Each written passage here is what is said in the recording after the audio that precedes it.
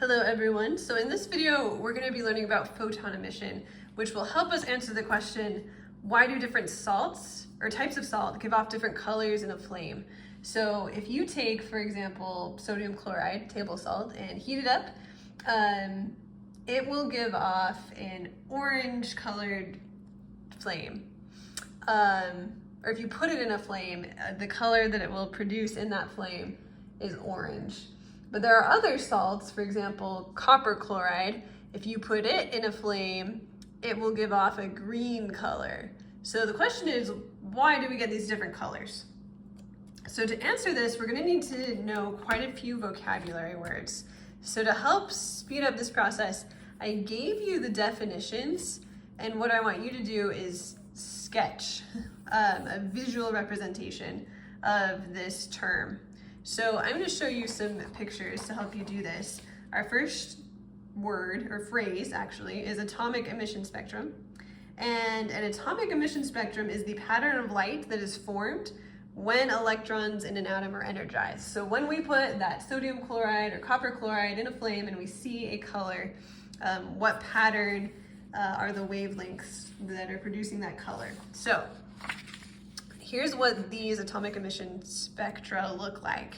Hydrogen has a sort of reddish pinkish line, a blue line, and then some lines in the purple area. Each element has its own unique spectrum. So I don't know if you can see these other elements very well, but they all have different lines in different areas of the electromagnetic spectrum. Sodium, you'll notice, has one really strong, like yellow-orange line, which is why its flame is that particular color.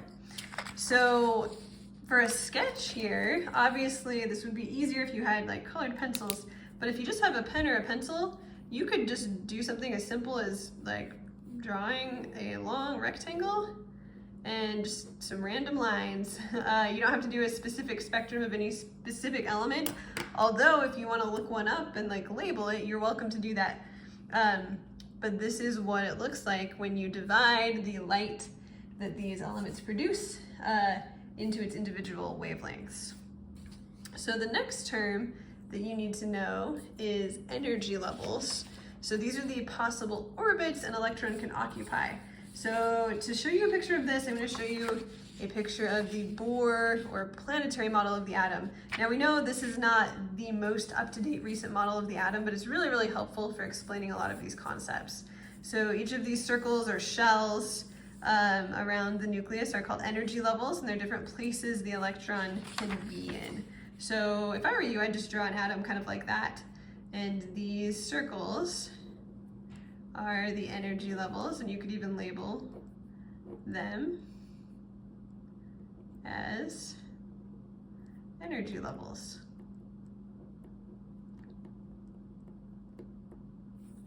Okay, now when we talk about the process of photon emission, it's helpful to understand what quantized means. So quantized is a very sciencey sounding word that you'll hear in lots of like movies, Marvel movies, Ant-Man, the quantum realm, but it actually has a very specific definition that a lot of people aren't aware of. It means that something exists only in specific, discrete amounts, which probably doesn't make a lot of sense, but let me give you an analogy here. Whenever we talk about something being quantized, a good analogy is a ladder, because when you are climbing a ladder, you can be on any rung, but you can't be in between rungs. Like, it's impossible for you to hover between rungs 2 and 3. So there are a limited, discrete number of places that you can be on a ladder. So the energy levels in an atom are like a ladder for electrons. The electrons have to be on one of these energy levels. They can't be in between. And each atom has its own distinct set of energy levels for its particular electrons. So for you, for the sketch here, if I were you, I would draw maybe a ladder. Or if you could think of something else that comes in specific amounts and you can only have certain amounts, that works too. A staircase would be another good analogy for something that is quantized. Yeah, there's probably a lot of examples of things that come in whole discrete sets and you can't really break them apart.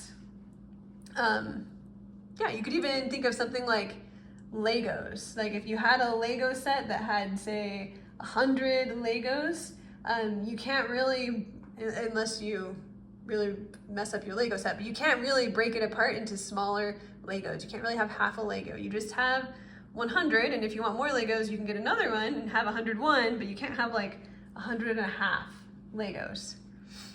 Okay, now let's talk about some specific energy levels.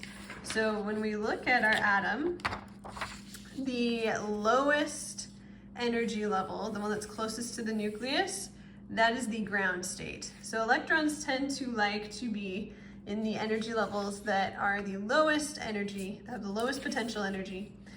So the ones closest to the nucleus will fit that description. Those are called, well, this one is called the ground state. And then if the electron moves up to a level that's higher than what it's usually at, that would be an excited state. So I figured you could draw these in one sketch, so that's why I kind of combined this sketch section. So if we draw another Bohr or planetary model of the atom, we could say this is our ground state. And if this is just an atom that has one electron, any of these other states would be excited states.